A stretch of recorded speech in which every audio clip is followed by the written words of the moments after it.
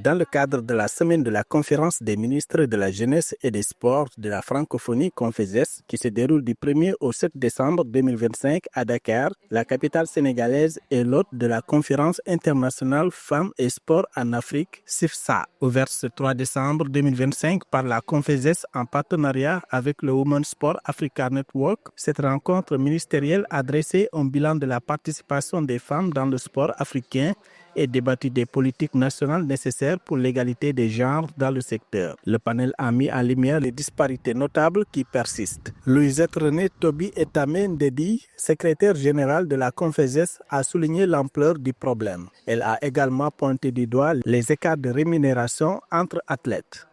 Il a été observé qu'il y avait beaucoup d'inégalités entre les hommes et les femmes dans la pratique des activités physiques, dans la pratique du sport de haut niveau, dans la pratique du sport de masse. Le groupe de travail international Femmes et Sport est là pour essayer d'assurer la promotion des femmes et de veiller, de mener des plaidoyers pour une égalité entre les femmes et les hommes, au moins déjà en ce qui concerne les gains, parce que vous savez que dans certaines disciplines, les femmes gagnent moins que les hommes, et même sur le...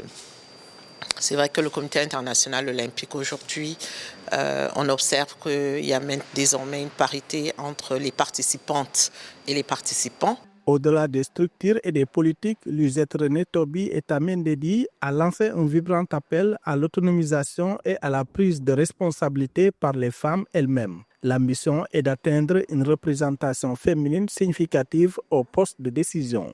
Donc, on aimerait bien avoir 40% de chefs d'État dames, on aimerait avoir 50% de femmes présidentes de fédérations internationales. Mais ça dépend d'abord de nous les femmes. Nous devons travailler à cela, nous cultiver pour pouvoir avoir de bonnes positions dans les comités nationaux olympiques, dans les départements ministériels, dans les organisations internationales. Selon les statistiques d'ONIFEM, en 2024, seulement 20% des femmes sont impliquées dans les sports collectifs contre 50% dans les sports individuels. Cette faible participation au sport d'équipe est principalement attribuée au manque de financement et d'infrastructures adéquates. Malgré cela, les athlètes africaines sont de plus en plus visibles, bien que confrontées à des défis persistants.